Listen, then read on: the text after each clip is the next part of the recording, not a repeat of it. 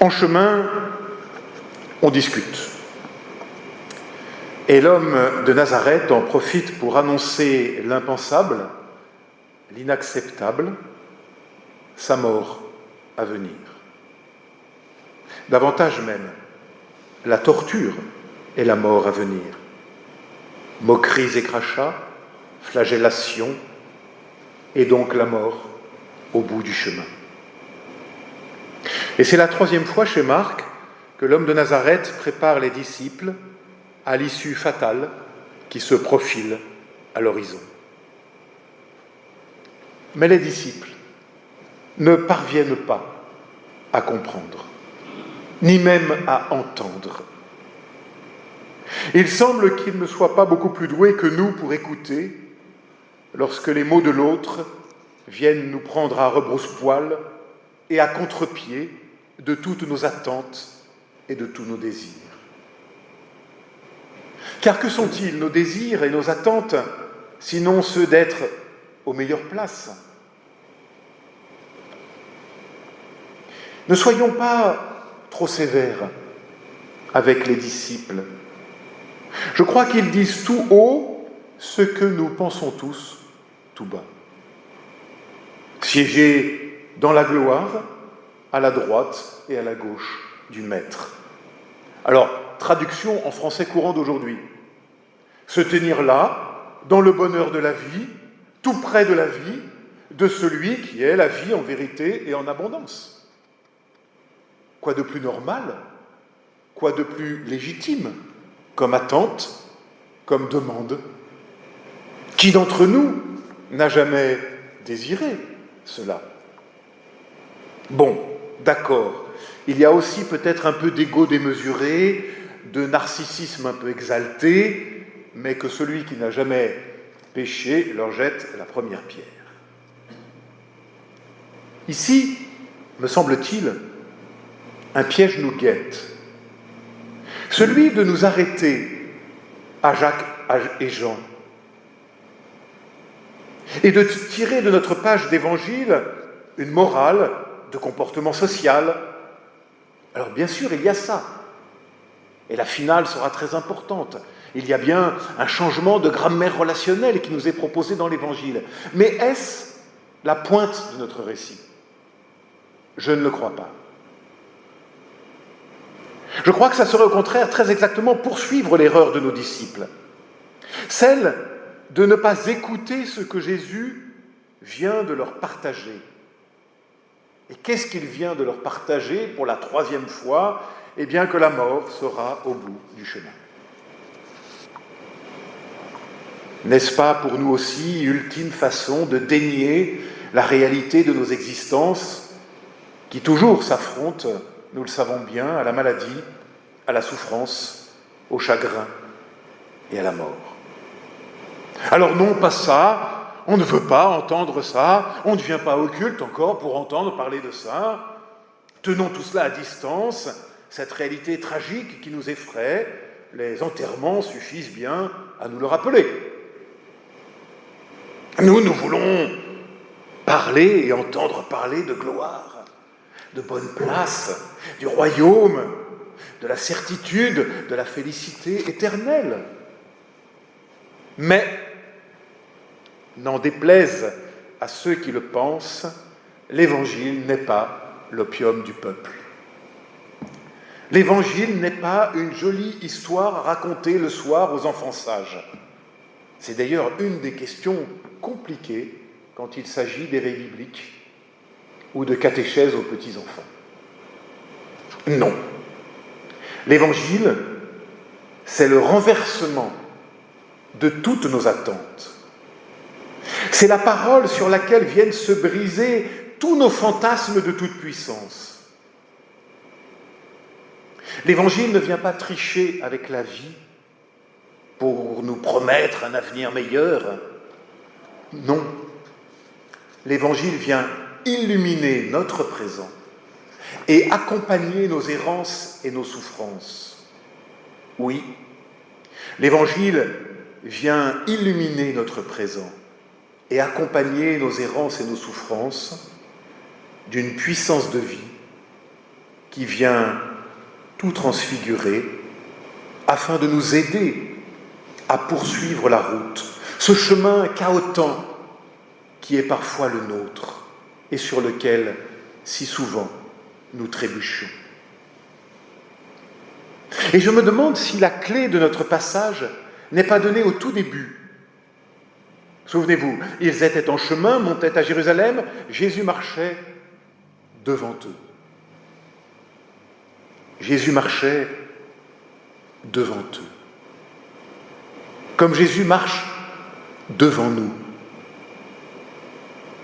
Et voilà que se dessine comme en creux le sens le plus profond de la passion du Christ, de cette passion à venir qu'il annonce et que nous refusons d'entendre. Oui, qu'est-ce qui se dessine derrière cette annonce ? Eh bien, un Dieu insensé qui se révèle, un Dieu insensé qui, en Christ, vient affronter souffrance, trahison et mort. Un Dieu insensé qui va habiter toute cette réalité, la prendre à bras-le-corps, afin de les vivifier de sa présence.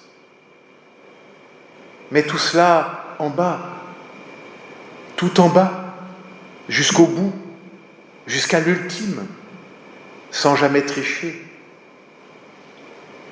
Et c'est le renversement total de tout ce que nous imaginons et croyons devoir être un Dieu. Un Dieu digne de ce nom, c'est celui qui viendrait nous empêcher de nous confronter à ces réalités qui sont les nôtres. Mais le Dieu de l'Évangile est tout le contraire de ça. Il vient les assumer et les traverser avec nous, en marchant à côté de nous, en marchant devant nous. Et c'est ce contraste si puissamment mis en scène dans ces pages de Marc entre les attentes de Jacques et de Jean, qui restent les nôtres, et la réalité que l'homme de Nazareth vient nous révéler. Oui, un Dieu qui s'en vient marcher sur nos chemins, à côté de nous et devant nous lorsque la mort approche. Oui, devant nous lorsque la mort approche, pour désormais tout transfigurer de sa présence. Alors on comprend que Jacques et Jean ne pouvaient pas comprendre. Alors Marc en remet une couche, accentue les contrastes. Ceux qui seront à droite et à gauche, à l'ultime moment, ça sera qui ? Les deux larrons. Et de Jacques et de Jean comme des autres disciples, disparition. Seulement 2 condamnés anonymes chez Marc. C'est eux qui seront à la droite et à la gauche du Maître. Et peut-être est-ce là qu'il faudra nous aussi désormais nous tenir, non dans je ne sais quel dolorisme ou masochisme spirituel, bien sûr que non, mais au cœur même du tragique et de la violence. Lorsque l'échec semble à vue humaine la seule fin possible, eh bien découvrir que là, pourtant très exactement là, Christ se tient, pour passer devant nous et nous ouvrir la route, afin de pouvoir, incrédule et émerveillé, découvrir au petit matin de Pâques une brèche de vie au plus profond de la mort elle-même.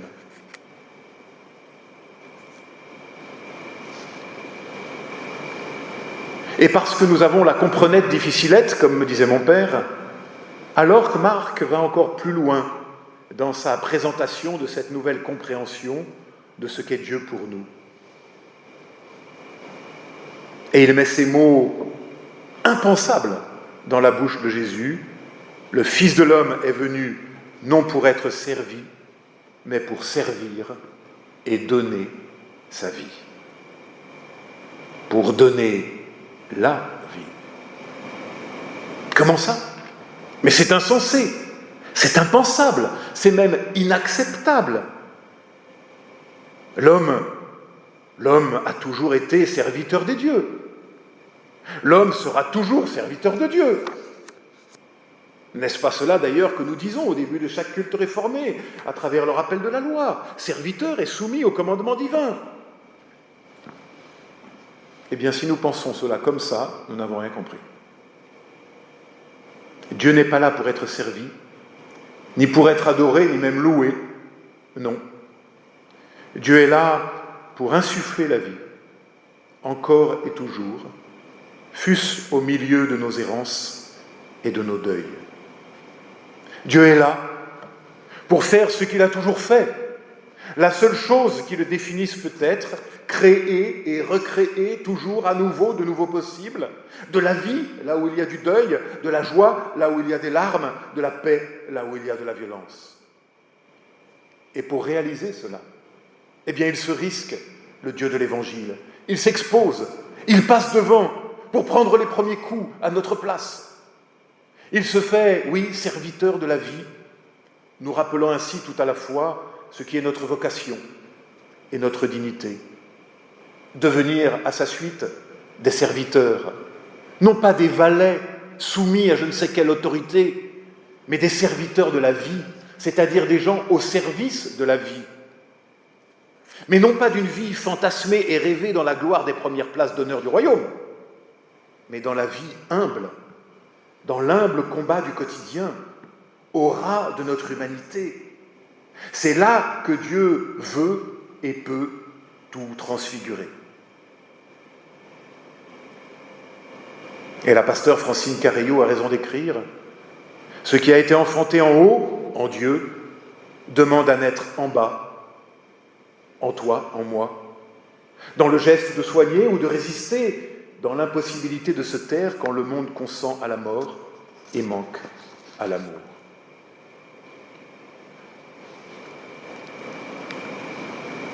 Parabole pour nous aussi ce matin. Même si cela est légitime, ce n'est pas en fantasmant sur des temples pleins, des cépées renouvelées de jeunesse, que nous serons fidèles à l'Évangile et à la vie. Ça, c'est Jacques et Jean. Non, il nous faut assumer notre réalité actuelle, qui est celle de nos temples presque vides, mais en ne lâchant pas du regard le Christ qui chemine devant nous et qui nous ouvre la route.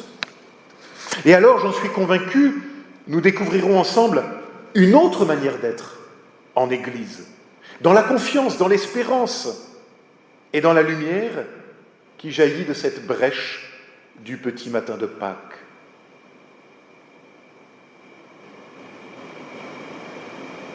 Une chose encore, je crois que cela ne sera véritablement possible que si, comme le Christ de l'Évangile, nous acceptons de reconnaître et de dire « je ne sais pas ».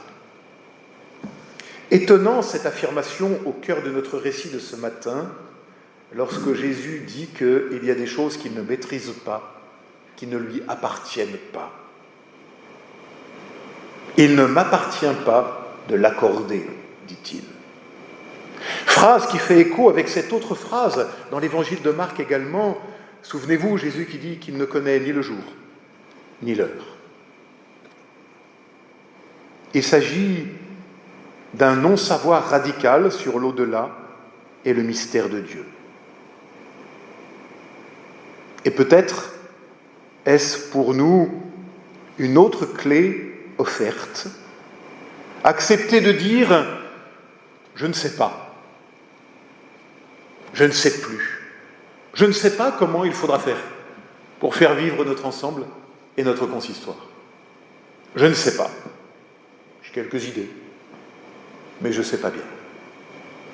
Et peut-être arrêter de dire « nous on sait ». Nous on sait comment il faut faire. Non, apprenons à nous en remettre à la seule grâce de Dieu.